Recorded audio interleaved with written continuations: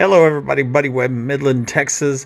I'm going to do something a little different this morning. I sat down there on Facebook and I wrote out a long story called Let's Start from the Beginning. And I'm trying to tie everything together. We've had years and years of crimes, and so it's a long story. I mean, if it was a book, I think it'd be 3 books. It's just huge.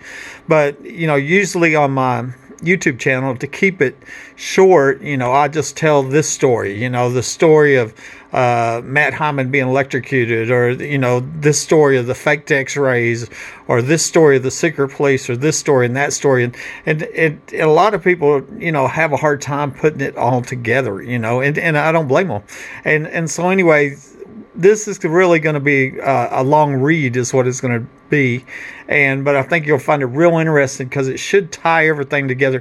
It's not everything, as I said, it's just too long, and I'm not backing it up with the evidence. The evidence is already out there on my Facebook and on my YouTube over and over and over again. Plenty of evidence backing this up, and this is what it looks like happened based on the evidence found. And here's what I think, and I think you're going to think this is right too. And like I said, it's all fact based, and so I think you're going to find this real interesting. I'm going to start right here, and it says, let's start from the beginning. Okay, back when they shot me by surprise, all I had was this crazy story of burglar alarms going off in the attic and somebody under my home shooting me with secret police seen in my home that I couldn't identify, but that isn't the case anymore. Okay, and and what happened was, oh, he's crazy, he thinks people in the attic, and they use that to cover up the, this violent crime.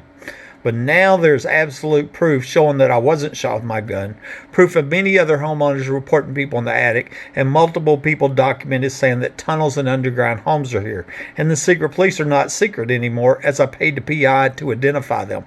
Here's what it looks like may have happened based on evidence found and things said, okay? And so that this is, we don't know everything, and so, sometimes you're making logical assumptions, and you're trying to figure it out, that's what you do in crime investigation is develop a theory and then try to prove the theory. There is a lot of evidence here that points this, to make these logical conclusions. Okay, I'm going to start here. Former neighbor Marilyn DeLugie told me twice that Mike Lawhon had died in this home, but she also said that somebody else had died here before him. This was confirmed by an Aaron Packelhofer, who later asked me if I knew the names of the 4 people who had been murdered died in my home.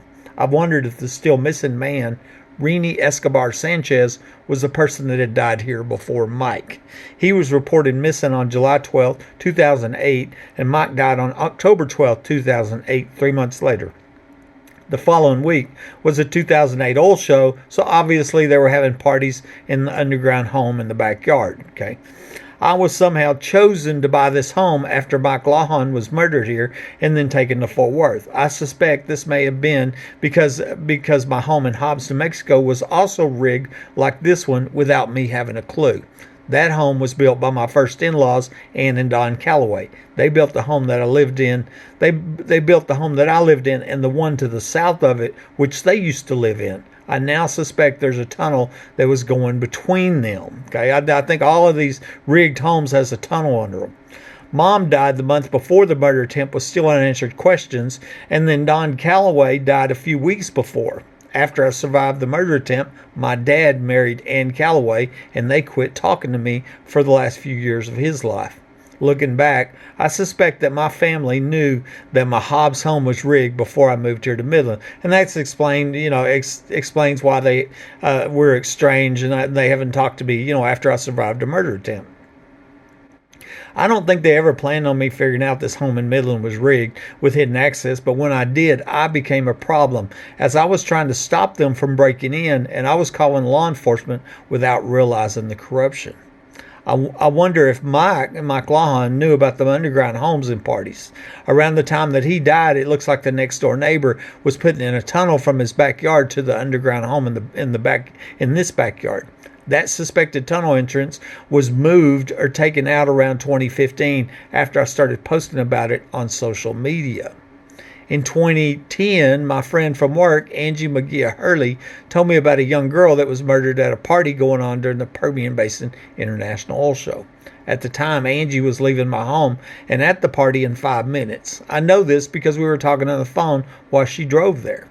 I believe she was parking in the Home Depot parking lot, going underground there, and then coming back this way via the tunnel that can be seen on here. Okay.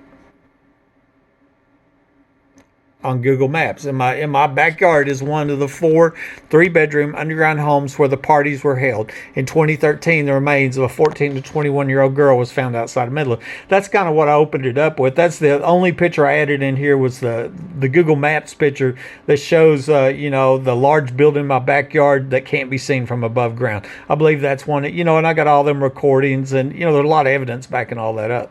On December 20th, 2011, the ex-wife called the police. And they put me in the back of a police car, which already had a bag of marijuana laying in the seat. And I was then told, we better not be called back here again for this stuff. They were threatening to frame me for calling them about crimes in my home. After the police left that night, the ex-wife told me, we're creating a document trail on you. It looks like my murder was being planned in advance.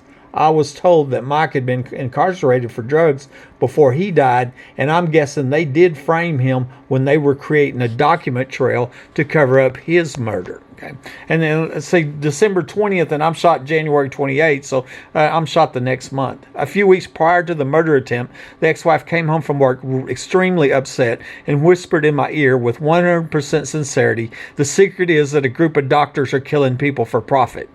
She whispered because she didn't want the home intruder in the attic to hear her. I later wondered if she was so upset because she had been told they were going to kill me earlier that day.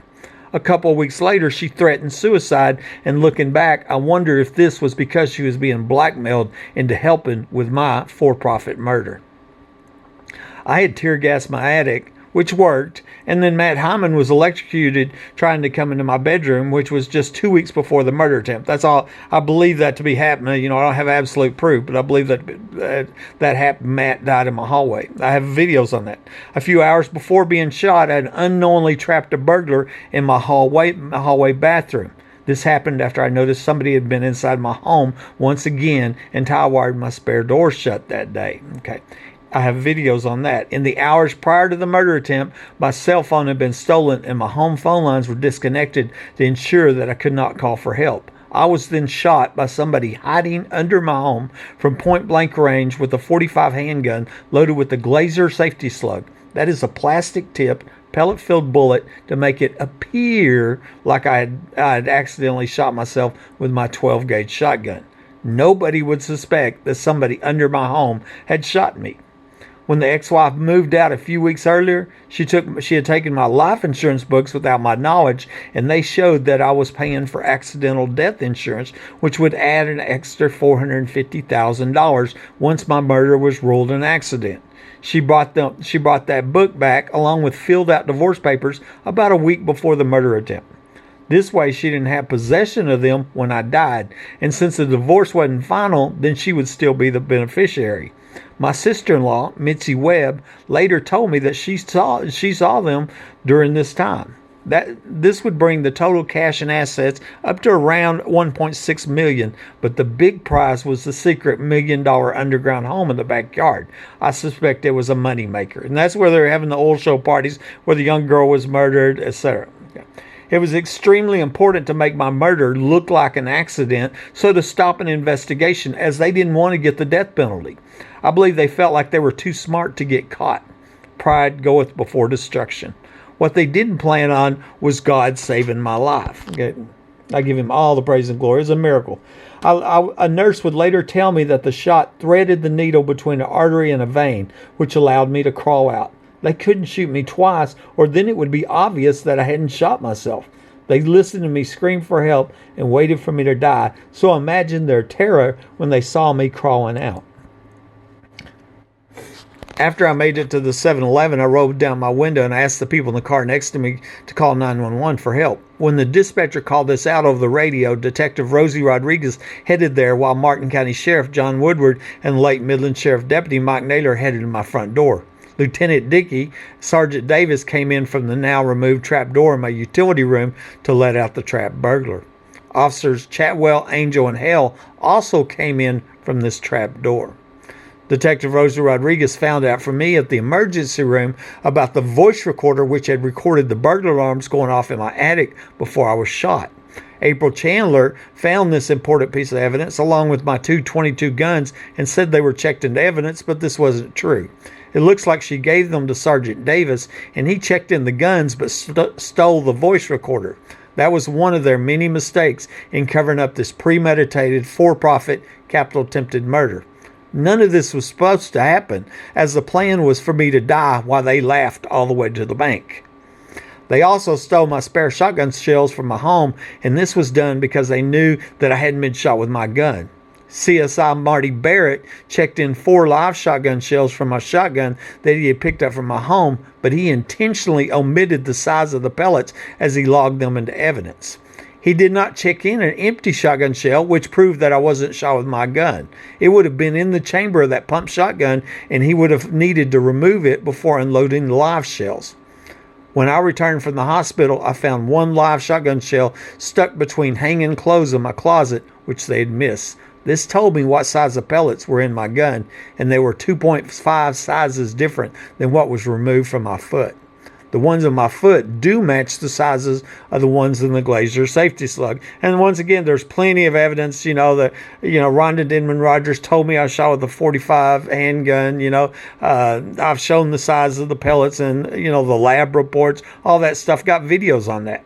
They never planned on anybody finding out they were inside my home on the night of the shooting, as the police report for this night was being illegally withheld. It had been subpoenaed in 2013.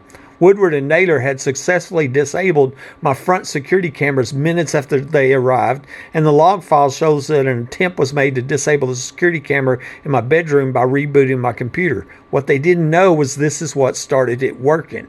It had been terminated at 8:07 p.m. that night, around the time that my phone lines were cut. I was seen crawling out at 10:42. That gives you an idea, And so it's preparation. In one of these pictures, Detective Rosie Rodriguez is seen leaned over my nightstand where my stolen cell phone had been planted. Based on the timestamps, it looks like Rosie and Officer April Chandler waited on the other police to leave my room before they planted my phone. My home phone line was also reconnected and working by the time I returned from the hospital. I believe that the trapdoor entrance was covered up during the 2 police entries to my home between 1:29:12 and 2:1:12. The first one nobody was supposed to find out about, and the second was when they had poured concrete and covered up the trapdoor entrance. They had the bomb squad here and was calling me crazy while leaving out the fact they had already been inside my home and staging the crime scene. Okay. At the hospital, secret lab tech, using an interface, took the x-rays of a guy that had been shot in the same foot with a shotgun 11 days earlier on January 17, 2012, and then put my name on them. This was done because they knew I hadn't been shot with a shotgun, but they were trying to make it look like I'd been shot with my own gun. I suspected that user in interface may have been Dr. Hinton, because I later saw that he charged me and my insurance companies for those faked x-rays when his name wasn't on the emergency room report. The ex-wife later told me that the ER doctor was her brother-in-law, and she had dropped hints that my medical records had been falsified. I wondered if these doctors were 2 of the ones that were killing people for profit that she had told me about. I noticed that the heel bone was missing in the x-rays before surgery, and since my heel bone wasn't shot off, then it wasn't my foot, even though it had my name on them. I was then taken into surgery where they cut off my heel bone to match the faked x-rays. They also cut a large hole in the side to make it look like I'd been shot with a shotgun when that isn't what happened. You could see the bones inside my foot 2 weeks later where this giant hole was at. Before the second surgery came the repeated and desperate attempts to talk me into allowing them to cut off my leg at the knee, as they didn't want anybody to see what they had done to me. Thanks to clues from my dad that something fishy was going on, I kept saying no. I had been intentionally maimed, mutilated, and crippled for life to cover up this failed murder that would have made the sister-in-law of the ER doctor rich. But that wasn't enough cruelty for these modern-day monsters. About 30 hours after the murder attempt, Officer April Chandler makes up a lie and states that I'm a paranoid schizophrenic on a police report and makes this permanent so it shows up every time my name is pulled up on the police computers, even though I hadn't been diagnosed with this horrific disease, nor do I have it. In fact, I'd been cleared by mental health at the hospital after this name smearing started. Detective Rosie Rodriguez personally called the mental hospital and tried to have me committed. Though these life-destroying lies were done to cover up this failed murder, which left me crippled for life. After the divorce was final in court, the ex-wife called and asked if I'd changed over beneficiaries yet, but this was the first thing I'd done. Many people have suspected that if I hadn't done that, then I would have died by accident that day, and she would have still gotten the life insurance in this house. 22 months after the murder attempt, the bizarre protective order was filed on me by the ex-wife when I hadn't seen or talked to her in a year and a half, plus she lived over 2 hours away. This is when I found out that she was lifelong friends with Detective Rosie Rodriguez, and both of them testified that I was delusional. This fulfilled an extortion threat that she had made to me before we were married, where she had told me that if I didn't pay for her an apartment, that she was going to tell everybody I was crazy. She admitted to this extortion attempt on a recording, which is now a YouTube video. Due to this felony perjury, I got a lifetime protective order which took away my right to own guns for life and that left me disabled, defenseless, and living under the threat of death. I suspect they thought I would sell my home after this, and it's become clear this gang has conspired to terrorize me into moving to cover up the crimes here. When I returned from the hospital, I found the pictures on my computer of police in my bedroom, but I was not given a police report saying the police were at my home during this time. This is what caused me to offer the $2,000 reward to anybody that could identify the secret police. In 2018, a PI identified all 11 of the secret police in the pictures, and in 2019, I found out there was a police report all along which incriminated police. It showed that Lieutenant Dickey was inside my home at 11:05 p.m. when he wasn't seen arriving on the security cameras that had seen Woodward and Naylor 4 minutes earlier. This is what proved that police were under my home that night. It was also Davis, Dickey, Chadwell, and Angel in Hell. So there's like 5 of them that come in from the underground trapdoor entrance, now removed. Not everything's known yet, but as seen, there's plenty of evidence now found to stop this murderous crime ring. Okay, so I mean, we were talking to here. I don't even know how many deaths and murders that is, but it's a lot. You know, starting from the beginning, and there is just a ton of evidence backing up. I got a video on this, a video on that, and so I just thought people that are not familiar with the story might have a better understanding of how it started. It started many years ago. This is Buddy Webb, Midland, Texas.